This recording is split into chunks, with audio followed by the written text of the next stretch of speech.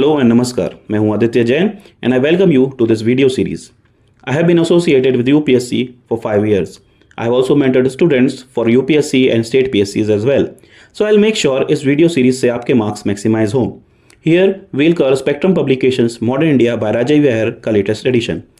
इस बुक को thoroughly read करने के साथ इंपॉर्टेंट सेक्शंस हाईलाइट किए जाएंगे और साथ ही यूपीएससी एंड स्टेट पीएससीज में आए हुए क्वेश्चंस भी बताए जाएंगे so that you never miss the important part.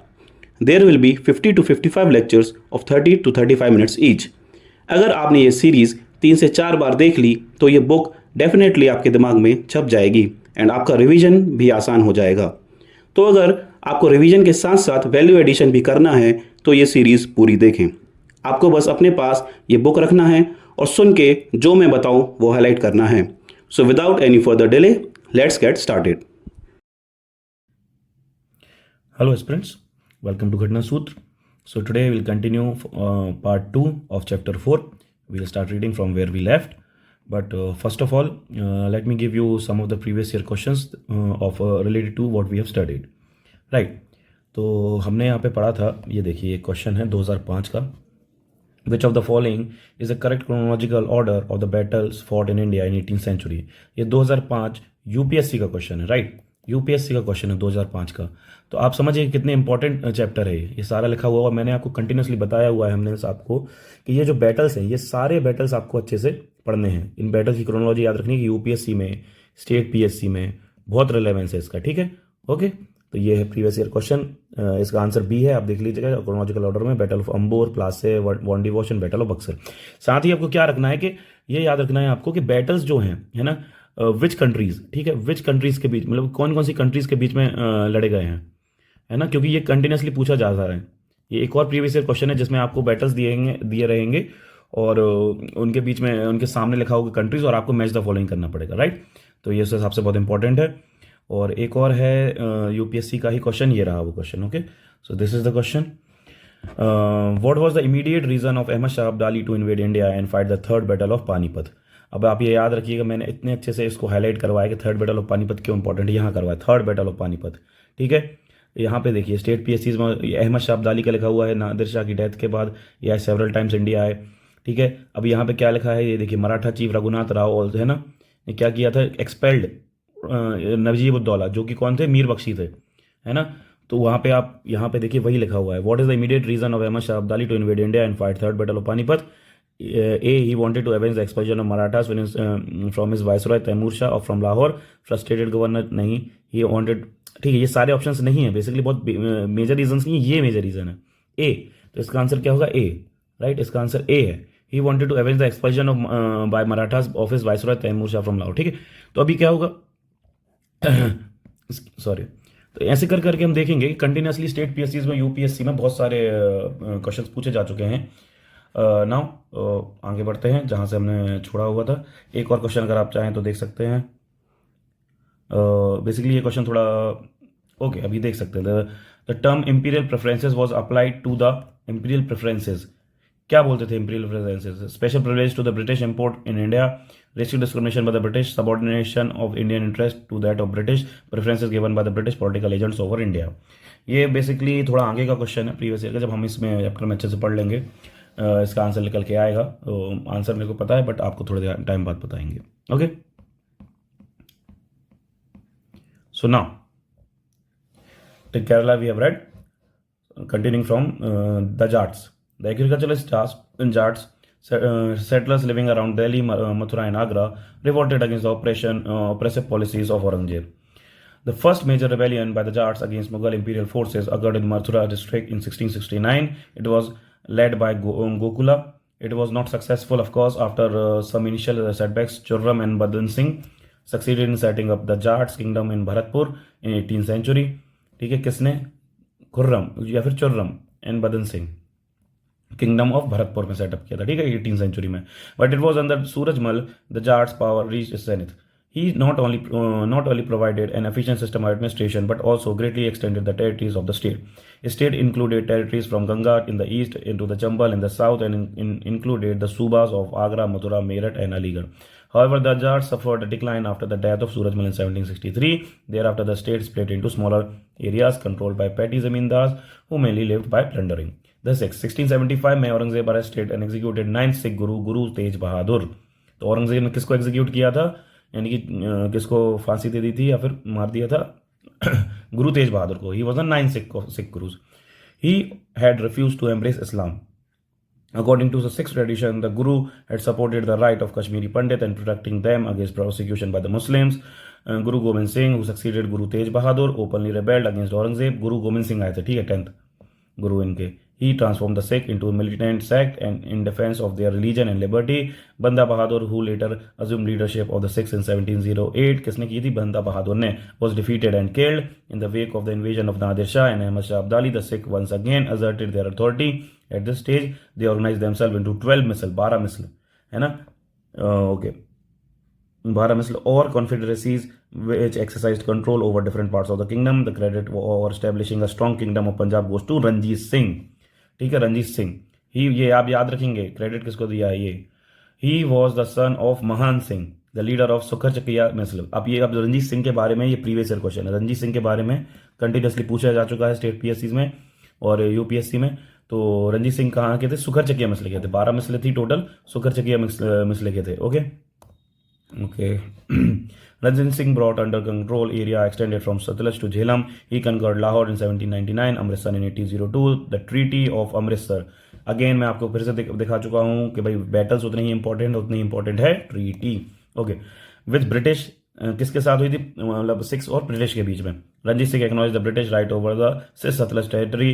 Ranjit Singh proved to be an efficient administrator. He greatly modernized his army with the help of Europeans. But towards the close of his reign, the English forced him to sign the Tripartite Treaty in 1838 with Shah Shuja. अब again ये treaty है, अगर आप याद रखेंगे यहाँ पे शाह सूजा. कौन थी ट्रिपटाइट ट्रीटी में? Shah Shuja and the English company. Shah Shuja, Ranjit Singh and the English company. ये आप हाईलाइट कर लीजिए कौन कौन थे तीन. और आप थोड़ा सा क्रोनोलॉजिकली भी याद रखेंगे कि टाइमलाइन कौन सी थी 1838 की, ठीक है. Whereby he agreed to provide the passage to the British troops through Punjab with a view to placing Shah Shuja on the throne of Kabul. Ranjit Singh died in 1839. His successor could not keep the state intact, and soon enough the British took control over it.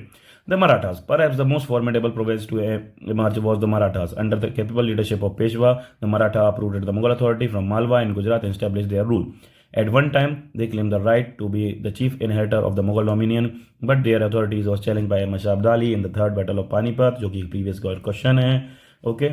The Marathas quickly recovered from defeat and offered the most formidable challenge to the English East India Company in the struggle of the political supremacy in India. Rohilkhand and Farrukhabad, the state of Rohilkhand and the kingdom of Bangash Pathan were a fallout of the Afghan migration into India. Large-scale immigration of Afghan into India took place in mid-18th century because political and economic turmoil in Afghanistan. Ali Muhammad Khan took advantage of the collapse of the authorities. Ali Muhammad Khan, है ना? Took advantage of the collapse of the authorities in North India following Nadir Shah invasion to set up a petty kingdom, Rohilkhand. This was an area of Himalayan foothills between Kumaon in the north and the Ganga in the south. तो कहाँ पे था? यहाँ पे याद रखेंगे, कुमाऊं ये reason के पास था and Ganga in the south, यानी कि basically ऊपर वाला area. The Rohillas, as the inhabitant of Rohilkhand were known, suffered heavily at the hand of other powers in the area, the Jats and the Awadh rulers, and later Marathas and the British. Muhammad Khan Bangash, an Afghan, set up an independent kingdom in the east of Delhi in the area around Farrukhabad during his reign, during the reign of Farrukh Shiar and Muhammad Shah. Okay, so nature and limitation of regional states क्या है? Independent political system that emerged in the provinces continued to maintain ties with the Mughal imperial authority and acknowledge the emperor's importance as an umbrella. Even rebel chieftains of the Marathas and Sikhs recognize the Mughal emperor as the supreme authority. ये एक statement बन के आएगा आपको, ठीक है, आप याद रखिएगा इस टाइम पीरियड पे. Even rebel chieftains and rebel chiefs of the Marathas and Sikh recognize the Mughal emperor as the supreme authority. तो ये सही स्टेटमेंट है, ठीक है. आप ऐसे थोड़ा सा देख के करिएगा, टिक नहीं तो आप मार दें इसको गलत, ठीक है. The polity that emerged in these states was regional in character and functional with the collaborative support of the different local groups like zamindar, merchants, local nobles and chieftains. The provincial rulers had to take care of these various local interests in order to maintain themselves. Of course, there was an exception. For instance, in Mysore, ruler did not recognize the local chiefs. Okay, the regional states had a certain limitation. The provincial rulers failed to develop a system based on the sound financial, administrative, and military organization. Though some of them tried to modernize, notably Mysore. On whole, they were back in science and technology. Another drawback was the constant warfare the states had with the neighboring region power, wars in which none could ultimately dominate. In fact, these states were strong enough to challenge Mughal power, but none was able none was able to replace it with a stable polity at all India level, right. सारे ये regional states बहुत powerfully मर्ज हो रहे थे, but इतना कोई stable नहीं था कि मुगल्स को रिप्लेस कर दे. The jagirdari crisis intensified as income from the agriculture declined and the number of contenders for a share of surplus multiplied. Though trade internal and foreign continued without disruption and even prospered, the rest of the economy stagnated. Okay, अब इतने सारे अगर kingdom से मर्ज हो जाएंगे तो सबको तो नहीं दे पाएंगे ना रेवेन्यू का शेयर. दैट इज वाई थोड़ा सा ब्लंडर हो रहा था और इकोनॉमिकली साउंड कोई भी एक सिस्टम किंगडम बना नहीं पा रहा था जो कि मुगल्स को रिप्लेस कर सके, राइट. तो अब पढ़ेंगे socio economic conditions. Socio economic conditions पर पीवाईक्यू है प्रीलिम्स में, यस प्रीलिम्स में भी है, ठीक है. वो डायरेक्ट यूपीएससी में पीवाईक्यू है प्रीलिम्स में, प्लस मेंस में है. ओके, ये दोनों है. Basically social economic condition UPSC का पीवाईक्यू है ये. ओके, यहाँ पे पूछा जाता है मेंस में कि एग्जामिन या फिर discuss the social economic condition of India on the eve of British conquest during 18th century. Basically इस तरीके से पूछा जाता है कि वहाँ पे क्या क्या कंडीशंस थी, तो आप एग्रीकल्चर, इकोनॉमिक, पॉलिटिकल कंडीशंस आप वहाँ पे बताएंगे. और प्रीलिम्स में सीधे सीधे स्टेटमेंट दिया जाता है जो कि हम इनमें से पढ़ेंगे कि कैसे आता है स्टेटमेंट. मैं आपको बीच में हाईलाइट करवा दूंगा. India in the 18th century failed to make progress economically, socially, and culturally at an adequate pace. India became a land of contrast because extreme poverty and extreme luxury existed side by side. Extreme poverty और extreme luxury दोनों ही थी, मतलब ठीक है. The common populace remained impoverished, backward, and oppressed, and lived at the bare subsistence level. The rich and the powerful enjoyed a life of luxury and lavishness, but it is worth noting that the life of the Indian masses was by and large better in 18th century than it was after 100 years of the British rule. खराब कितनी भी थी, लेकिन British rule जब 100 साल बाद तक का ब्रिटिश रूल चला उससे तो खराब नहीं थी. Agriculture was technically backward. It was worked by the hard labor of peasants. But this hard working class seldom got the fruits of their labors. मतलब बहुत कम ही मिलते थे उनको वापस. Even though the agriculture produce supported the rest of the society, a peasant's own reward was miserably inadequate. They were forced to pay exorbitant amount to the state, the zamindar and the jagirdar and the revenue farmers. But this worsened under the British rule. मतलब सब कुछ problematic था भी, लेकिन उसके बाद British rule ने और ज़्यादा खराब कर दिया. ट्रेड एंड इंडस्ट्री में क्या हुआ था? On account of being self sufficient in handicraft and agriculture products, India did not import foreign goods on large scale. On the other hand, its industrial and agricultural products were in good demand in foreign markets, hence its exports were more than its import. Trade was balanced by imports of silver and gold. India was known as a sink of precious metal. अब आप देख लीजिए, India did not import foreign goods on large scale. Industrial agriculture produced were in good demand in foreign market. ठीक है, ये सब अभी आप टाइम पीरियड के साथ याद रखिएगा. हमेशा ऐसा नहीं था. आगे चल के ब्रिटिशर्स के राज में ये इतना डिक्लाइन हो गया कि एक्सपोर्ट जितने भी थे सारे बंद हो गए, सिर्फ इंपोर्ट होता था. ठीक है, अभी हम कुछ और बात कर रहे हैं. अभी हम 18th सेंचुरी की बात कर रहे हैं. ठीक है, याद रखिएगा, टाइम के साथ याद रखिएगा ये चीज को. ये सिर्फ 18th सेंचुरी. ठीक है, 18th century. Okay, imports of items of import क्या थे? From the Persian gulf region. Persian gulf region में क्या करते थे हम? थोड़ा बहुत इंपोर्ट करते थे. Pearls, raw silk. ये देखिए, ये प्रीवियस ईयर क्वेश्चन है. ये स्टेट पीएससी का सॉरी यूपीएससी का प्रीवियस ईयर क्वेश्चन है. यूपीएससी का प्रीवियस ईयर क्वेश्चन है, 2003 का है जहाँ तक आई गेस, ऐसा कुछ है. अभी देखते हैं क्या है. तो ये बताते थे, ये इसमें पूछा गया है, स्टेटमेंट वाइज दिया गया है कि हम क्या क्या इंपोर्ट्स करते थे. Pearls, raw silk and wool. ये सब हमने कहाँ से इंपोर्ट किया हुआ है? आप याद रखेंगे कहाँ से इंपोर्ट किया है. ये देखिए, पर्शियन गल्फ रीजन से. पर्शियन गल्फ रीजन से हम क्या इंपोर्ट करते थे? Pearls, raw silk, wool and dates, dry fruits and rose water. ये सब इंपोर्ट करते थे. From Arabia, coffee, gold, drug and honey. China से क्या करते थे? Tea, sugar, porcelain and silk. From Tibet, gold, musk, woollen cloths. Africa से ivory and drug. Europe से woollen cloth and copper, iron, lead and paper. ये अच्छा important part है, यहाँ पे अच्छे फैक्ट्स लिखे हुए हैं, ये आपका डायरेक्ट क्वेश्चन भी बन सकता है यूपीएससी में आगे। ओके, आइटम ऑफ एक्सपोर्ट क्या करते थे, ये तो बहुत ही मेजर चीज़ है। कॉटन टेक्सटाइल हम सबसे ज़्यादा एक्सपोर्ट करते थे। Raw silk, silk fabric, hardware, indigo, indigo we were a major exporter of indigo. Saltpetre, opium, opium तो ऑफकोर्स इंट्रोड्यूस करवा दिया था पोर्टुगीज ने, तो उसके बाद तो हम ही इम्पोर्ट एक्सपोर्ट करने लगे थे। Wheat, sugar, paper and other spices, precious stones and drugs. हम बेसिकली चाइना को बहुत एक्सपोर्ट करते थे ओपियम ऑफकोर्स।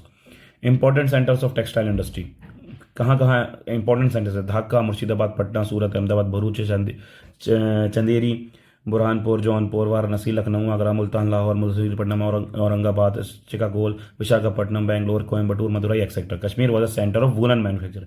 ये आप याद रखिए स्टेटमेंट, कश्मीर का सेंटर था वूलन मैन्युफैक्चरर्स का। शिप बिल्डिंग इंडस्ट्री कहाँ थी, मराठा, ऑफकोर्स मराठा के पास शिप बिल्डिंग आर्ट थी। तो Maharashtra, the Andhra region and Bengal were the leaders in the ship building. कौन कौन से, Maharashtra, Andhra and Bengal. Indian shipping also flourished on the Kerala coast at Calicut, है ना, केरला में भी Zamorin of Calicut used the Muslim Kunjali Marakkars who were well known for their seafaring abilities for his navy. Shivaji Bhosle's navy put up a good defense on the west coast against the Portuguese. According to the Bipin Chandra, the European companies bought many Indian-made ships. अब देखिए, ये अगर statement आपको पूछ लिया जाए तो आप 100% गलत करेंगे। कितना अजीब स्टेटमेंट लिखा हुआ है, लेकिन सच है। According to Bipin Chandra, European companies bought many Indian made ships for their use. छोटे मोटे यूज के लिए लेती होंगी, लेकिन लेती थी। ओके, ये आप याद रखेंगे, अच्छा स्टेटमेंट लिखा हुआ है ये। Okay Okay. Status of education. The education imparted in 18th century India was still traditional, which could not match with the rapid development in the West. The knowledge was confined. अब देखिए, still traditional education. The knowledge was confined to literature, law, religion, philosophy and logic. इतने पे हम बहुत ज़्यादा काम कर रहे थे, and excluded study of physical, natural sciences, technology and geography. In fact, due to over-reliance placed on ancient learning, any original thought was discouraged. Elementary education among the Hindus and Muslims was quite widespread. The Hindus and Muslim elementary school were called पाठशालास and मकताब्स respectively. ये आप देख लीजिए, बहुत अच्छा fact लिखा हुआ है ना। एलिमेंट्री एजुकेशन था इंडिया में प्रेवलेंट हिंदू और मुस्लिम में, तो हिंदू एलिमेंट्री स्कूल्स को क्या बोलते थे, पाठशाला। ये हम सबको पता है, बहुत रिलेटिव टर्म है। और मुस्लिम्स एलिमेंट्री स्कूल को क्या बोलते थे, मकताब्स। ये आप याद रखेंगे, हिंदूज वाले को पाठशाला और मुस्लिम्स वाले को मकताब, एलिमेंट्री स्कूल वाले को। ये एक अच्छा फैक्ट है, ये प्रीलिम्स में बहुत चांसेस से पूछा जा सकता है। ठीक है। The education was confined to reading, writing and arithmetic. Children from the lower caste sometimes attended school, but female presence was rare. Female presence was rare, ये आप याद रखेंगे। चौथिस्पतीज और टोल्स, ये भी एक अच्छा फैक्ट है, आगे चल के आपको काम में आएगा। ठीक है। As they were called in Bihar and Bengal, were the centers of higher education. चौथिस्पतीज आप याद रखेंगे, या फिर तोल्स को हायर एजुकेशन सेंटर्स, मतलब सेंटर ऑफ हायर एजुकेशन। ये भी एक बहुत मेजर फैक्ट है ना। डायरेक्ट पूछ लेंगे इस टर्म का मतलब क्या है, तो आपको बताना पड़ेगा। Okay. Some of the famous centres of Sanskrit education were Kashi, Tirhut या फिर मिथिला, नादिया एंड उत्कल। ठीक है, ये सेंटर्स ऑफ एजुकेशन थे, बेसिकली संस्कृत एजुकेशन थे। Sanskrit education Kashi, Nadia, Utkal, Tirhut. Madrasas were the institution of higher learning for Persia and Arabic, Persian being the court language and learned by the Muslim as well as the Hindus. Azimabad was a famous center for Persian education. People interested in the study of the Quran and Muslim theology had to acquire proficiency in Arabic. अब ये statement आएगा UPSC में, बता दे रहा हूँ आपको। Persian being court language and learn by Muslims as well as Hindu. Persian से ना हिंदू भी लर्न करते थे। ठीक है। Azimabad was a famous centre for Persian education, है ना। People interested in the study of Quran and Muslim theology had to acquire proficiency in Arabic, क्योंकि उस टाइम पे अरेबिक में ऑफकोर्स प्रेफरेंस देते थे। मदरसास के बारे में लिखा हुआ है। ठीक है। हायर एजुकेशन मिलता था, हायर लर्निंग के लिए पर्शियन और अरेबिक लैंग्वेज में। So now societal setup, many castes and many sects. The society of 18th century India was characterized by traditional outlook and stagnation. Though there existed a certain degree of broad cultural unity, people were divided by caste, region, tribal language. The family system was primarily patriarchal, and caste was a center feature of the social life of the Hindus.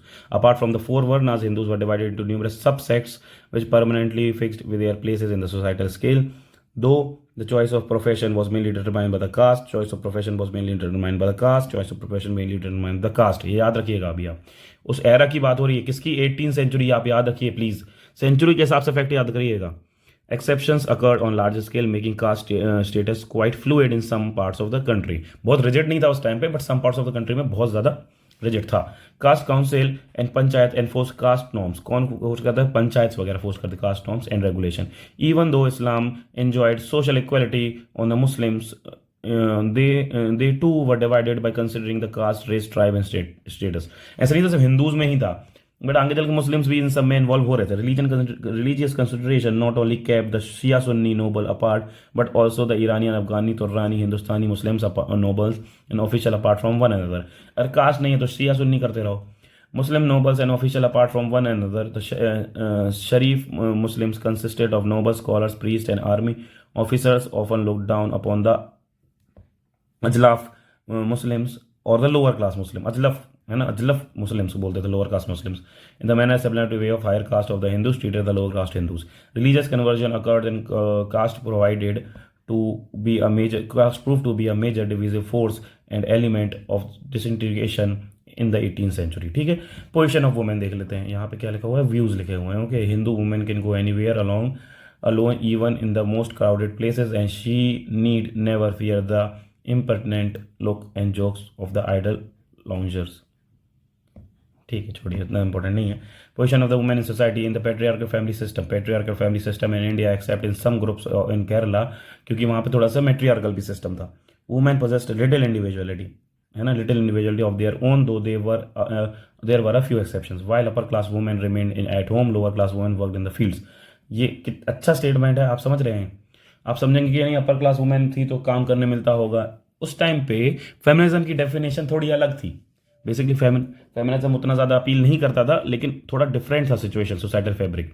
ठीक है. While अपर class women जो थी वो घर पे रहती थी. Lower class क्योंकि पैसे कम है तो उनको भी काम पे जाना पड़ता था. Work in the field and outside their homes supplementing the family income. ये आप याद रखिएगा, नहीं तो अगर स्टेटमेंट आ गया, क्योंकि यूपीएससी आजकल स्टेटमेंट वाइज बहुत अच्छे से क्वेश्चन पूछता है, जो कि आपको थोड़े से सोचने पे मजबूर करते हैं. तो आप थोड़ा सा ध्यान रखिए, अच्छे से समझिए इस चीज़ को कि भाई कैसा सोसाइटी का फैब्रिक बता रहा है. ठीक है. उस टाइम पे क्या था, आगे चल के आपको ये सब समझने में आसानी होगी. Certain outdated and exploitative social customs and tradition such as purdah system, sati, child marriage, polygamy did exist which hindered the progress of women. इसलिए आगे चल के राजा राममोहन रॉय जैसे और ज्योतिबा फुले जैसे रिफॉर्मर्स आए. ठीक है. वहाँ पे थी ना वो सिचुएशन, ऑफकोर्स. ठीक है. ऐसा कौन सा पर्दा system, Sati, marriage, polygamy didn't exist which hindered the progress of women. The plight of Hindu widows was usually miserable. The evil of dowry भी था, was especially widespread in Bengal and Rajputana. Sensitive Indians were often touched by hard and harsh life of the widows. Raja Savai Jai Singh of Amber and Maratha general Purshuram Bhau tried to promote widow remarriage but failed. Raja Savai Jai Singh of Amber, Maratha general Purshuram Bhau and tried to promote widow remarriages. आप ये याद रखेंगे. Now, menace of slavery. European travelers and administrators who came in 17th century reported the widespread prevalence of slaves. Slavery थी 17th century.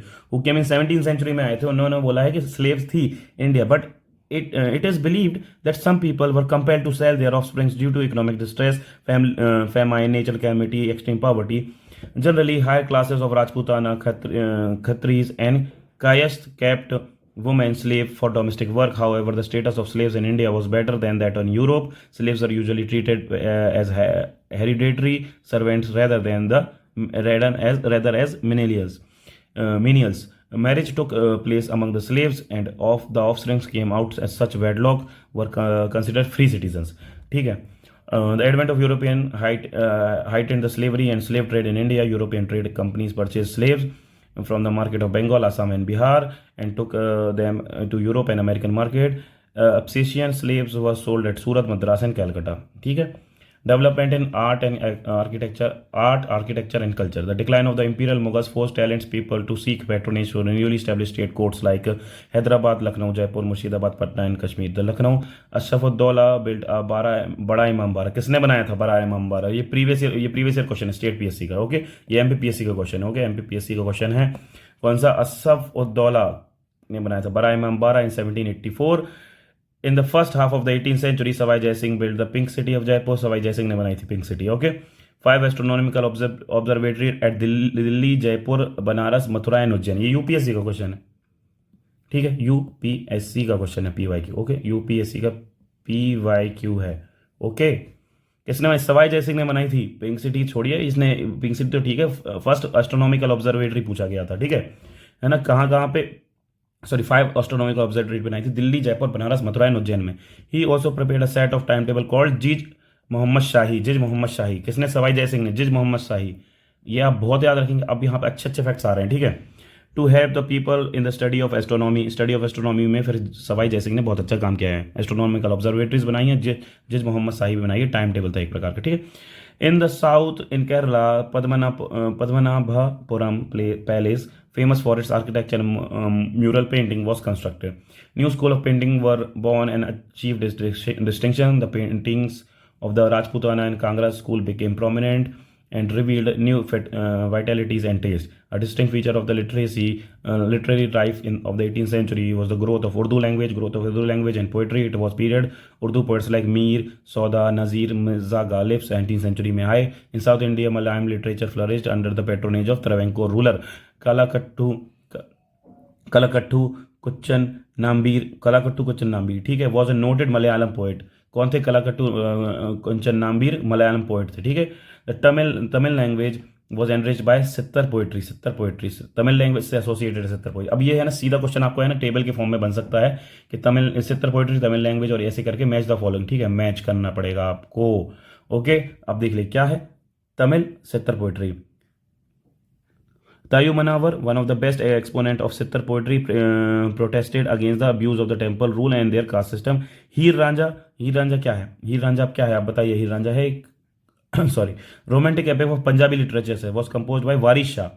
इन Sindhi literature Shah Abdul Latif किससे? Sindhi literature से associated थे। किस आप ये पूछ सकते कि ये फेमस लोग किससे एसोसिएटेड थे? Compose Risalo compose collection of poem. There are just some of the example literary works in the region. Okay, ये हमने यहाँ पे ये चैप्टर कंप्लीट कर लिया है। ओके, अब यहाँ पर एक प्रीवियस ईयर क्वेश्चन देख सकते हैं। Economically one of the result of British rule in India in the 19th century was the यहाँ पे ऑप्शंस दिए हैं कि 19th century। अब देखिए, अभी अपन ने 18th century भले ही पढ़ा था, एक 19th century का क्वेश्चन है। अभी आप यहाँ पर देखिए 19th century का क्वेश्चन कैसे फ्रेम हो रहा है। 19th century यहाँ लिखा हुआ है। Okay, 19th century economically one of the result of British rule की वजह से 19th सेंचुरी में क्या होता है? Increase in the export of Indian handicraft, growth in the number of Indian owned factories, commercialisation of Indian agriculture and rapid increase of urbanisation. तो अब आप क्या समझे यहाँ से? 19th सेंचुरी की बात हो रही है, यानी कि 1857 वाला पार्ट, 73 वाला पार्ट, या फिर 1801 से लेके 1899। अभी हमने 18th सेंचुरी में पढ़ा कि भाई हाँ ठीक है, एक्सपोर्ट हम कर रहे थे, लेकिन अब जब आगे उसमें साफ लिखा हुआ है कि 100 years ऑफ ब्रिटिश बहुत खराब काम रहा, तो इंक्रीज इन एक्सपोर्ट तो नहीं हुआ होगा। Growth in the number of Indian और फैक्ट्रीज ऑफकोर्स नहीं हुई होंगी। Rapid increase in urban population बिल्कुल नहीं होगी। कमर्शियलाइजेशन ऑफ एग्रीकल्चर, हाँ, इंडिगो वगैरह जो इंट्रोड्यूस किया था इसकी वजह से, टोबैको, ओपियम, इंडिगो की वजह से कमर्शियलाइजेशन ऑफ एग्रीकल्चर हो रहा था, ठीक है। तो यही सही आंसर है, राइट। आप याद रखें, ये प्रीवियस ईयर 2018 का यूपीएससी का क्वेश्चन है। ओके, तो ये चैप्टर बहुत इंपॉर्टेंट है इसी वजह से कि ऐसे ऐसे क्वेश्चन आते रहते हैं। थोड़ा सा समरी जल्दी जल्दी पढ़ लेते हैं। ओके, वेट, ये यहाँ पे of course British rule 18th century, इसका आंसर है commercialisation of agriculture. Okay, with the Mughal Empire decline, why the Mughal Empire decline? Weak successor. The Mughal Empire was a personal despotism, and its success depended on the strong and capable monarchs. Absence of definite law of succession, continuous war of succession, absence of law of primogeniture, fostered partisanship at the cost of patriotism. Okay, क्योंकि राजा को मार रहे थे, अपने ही कुल में मान रहे थे। Aurangzeb's religious and Deccan policies. The religious policy antagonized the Rajputs, Sikh, Jats and Marathas. Deccan policy kept the emperor away from the capital for long duration. Degeneration of the rulers and nobles, deterioration of the army. Too vast empire, of course, the vast empire became difficult task for the weak rulers to administer efficiently. External invasion by the Irani, Durrani, Ahmad Shah Abdali वगैरह हमने देखा है। Nadir Shah Ahmad Shah Abdali gave a death blow. Economic decline, endless wars, stagnation, agriculture decline, the trade industries, exempted the royal treasury, emptied the royal treasury, Advent of European companies interfered in the native politics, shifting alliance of zamindar jagirdari system, है ना, जो crisis था jagirdari crisis, rise of the regional aspirations, rise of the establishment of Awadh, Bengal, Hyderabad, Mysore, Kerala, Rajputana states and of course regional state का rise of regional states में क्या था, 3 successive state था, independent state था, न्यू स्टेट्स था, ठीक है। हैदराबाद निजामुल मुल्क ने बनाया, बंगाल में मुर्शीद कुली खान थे। ये डायरेक्ट उसमें आ चुका है, प्रीवियस ईयर क्वेश्चन है, कौन कौन ने किया हुआ है ये सब स्टैब्लिश्ड इंडिपेंडेंट स्टेट, कौन कौन रूलर्स थे, तो आप यहाँ से बहुत अच्छे से याद कर सकते हैं। हैदराबाद से निजामुल मुल्क, बंगाल से मुर्शीद कुली खान, अवध से सदादत खान, है ना, बुरहानुल मुल्क जिसको बोलते थे, सदादत खान को बुरहानुल मुल्क बोलते थे, ये मैं आपको पहले बता चुका हूँ, प्रीवियस मतलब ये बहुत इंपॉर्टेंट पार्ट है। मैसूर किसके अंदर, हैदर अली, केरला में मार्तंडवर्धन, राजपूताना स्टेट्स, वाई जयसिंह वगैरह लोग जो आम्बेर के थे। न्यू स्टेट में Maratha, Sikhs, Jats and Afghans वगैरह न्यू स्टेट में। सोशो इकोनॉमिक कंडीशन क्या थी, agriculture, trade industry, education, society, ये सब हम पढ़ चुके हैं अभी बहुत रिसेंट में पढ़ा, फिर भी ठीक है। Okay, stagnant and technologically backward agriculture compensated by the very hard labor of peasants paid revenues to state, zamindar, jagirdar and revenue farmers, major produce of crops, rice, wheat, sugar, pepper, spices, etc. Trade flourished, cotton, अब देखिए traders industry में क्या होता है, trade flourished, cotton, textile, raw silk, fabric, head, indigo, saltpetre, opium, rice, ये सब पूरा ये सारे ही प्रोडक्ट्स थे जो इंपोर्ट और एक्सपोर्ट होते थे, मतलब बेसिकली ऊपर लिखा हुआ है इंपोर्ट कौन होता था, एक्सपोर्ट कौन होता था। The textile industry was famous for its produce, the ship building industry flourished, metal industry was also well developed, ship building, metal industry, textile, ये सब मेजर पार्ट थे। Education, elementary education imparted through pathshala and maktab, मैं बता चुका हूँ, Hindus के लिए पाठशाला और मुस्लिम वाले जो थे मकताब, एलिमेंट्री एजुकेशन के।